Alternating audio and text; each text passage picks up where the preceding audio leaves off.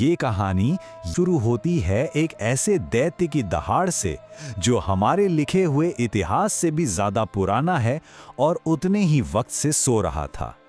12,000 साल। ये कोई छोटी मोटी झपकी नहीं थी, ये एक गहरी, बहुत गहरी नींद थी।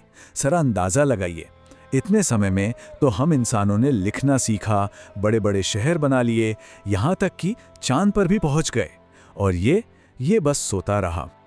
मतलब जब ये आखिरी बार जागा था ना, तब हम इंसान शायद खेती करना बस सीख ही रहे थे। इतना पुराना, इतना भूला बिसरा कि लोगों के लिए ये कोई ज्वालामुखी था ही नहीं, बस एक पहाड़ था, एक ऐसा दैत्य जिसे सब भूल चुके थे। वहाँ के लोगों की कहानियों में, उनकी यादों में कहीं भी किसी भी तरह के खतरे का कोई जिक्र तक नहीं था। वो तो बस वहाँ था, हमेशा से, एकदम खामोश। तो चलिए कहानी में और गहराई से उतरते हैं।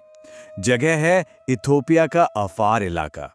ये धरती की उन जगहों में से एक है जो सबसे गर्म है और भूवैज्ञानिक तौर पर कह सकते हैं कि सबसे बेचैन भी।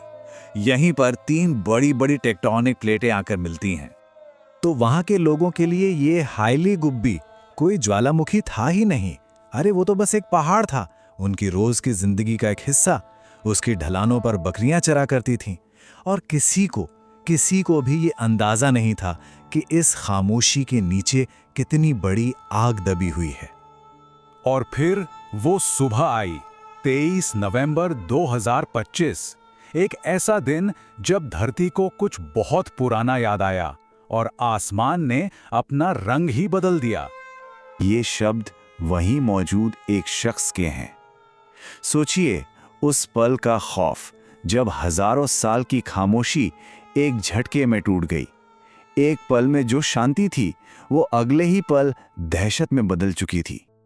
जो राख का गुबार उठा वो सीधा 14 किलोमीटर ऊपर गया। 14 किलोमीटर मतलब जहां हमारे हवाई जहाज उड़ते हैं ना, उससे भी कहीं ज्यादा ऊंचाई पर। और नतीजा, दिन के उजाले में ही घोर अंधेरा छा गया। लेकिन कहानी यहीं खत्म नहीं हुई। हाईली गुब्बी का जो असर था वो सिर्फ इथियोपिया तक नहीं रहने वाला था। अब ये एक लोकल घटना से बढ़कर एक इंटरनेशनल प्रॉब्लम बनने वाली थी। अब देखिए, ज्वालामुखी की राख कोई मामूली धूल नहीं है। ये असल में चट्टान और कांच के बहुत ही छोटे नुकीले टुकड़े होते हैं, और ये जेट इंजन के लिए जहर हैं।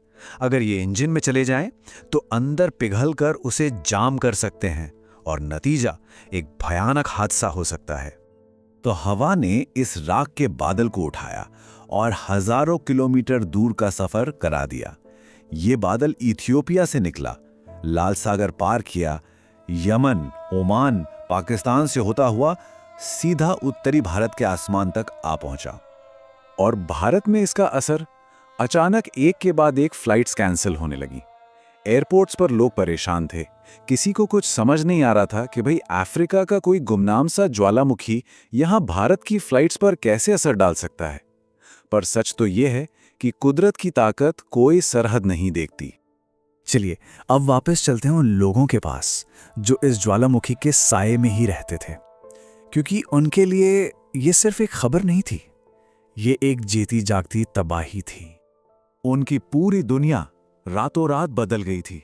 सोचिए, जिस पहाड़ को वो अपना मानते थे, जिस पे भरोसा करते थे, उसी ने उनकी जमीन को राख की चादर से ढक दिया, पानी में जहर घोल दिया और हवा में सांस लेना तक मुश्किल कर दिया। सबसे बड़ा झटका तो उनके जानवरों को लेकर लगा जो उनकी कमाई का जरिया थे। ऊपर से जहरीला पानी और सांस की बीमारियों ने हालत और खराब कर दी। नतीजा ये हुआ कि कई परिवारों को अपना घर बार छोड़कर वहां से जाना पड़ा।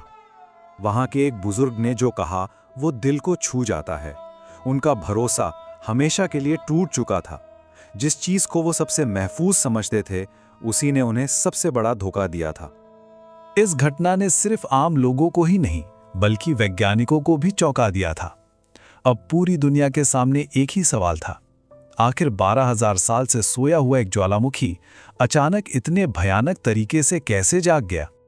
यही सबसे बड़ा सवाल था, और इसका जवाब ढूंढने के लिए दुनिया भर के साइंटिस्ट्स, डेटा, सैटेलाइट इमेजेस, सब कुछ खंगालने में जुट गए ताकि इस पहेली को सुलझाया जा सके।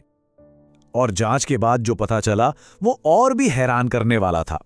हाइली गुब्बी मरा नहीं था, वो बस बहुत बहुत गहरी नींद में था। जमीन के नीचे दशकों से लावा ऊपर की ओर बढ़ रहा था, दबाव बन रहा था और उसने बाहर कोई संकेत भी नहीं दिया।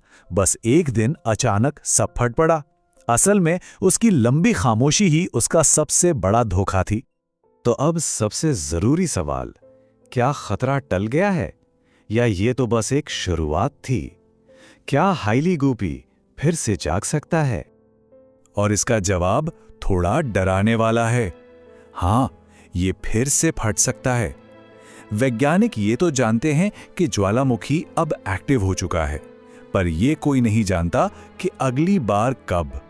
हो सकता है कुछ महीनों में, कुछ सालों में, या फिर शायद और 1000 साल बाद। ज्वालामुखी हमारे कैलेंडर के हिसाब से नहीं चलते।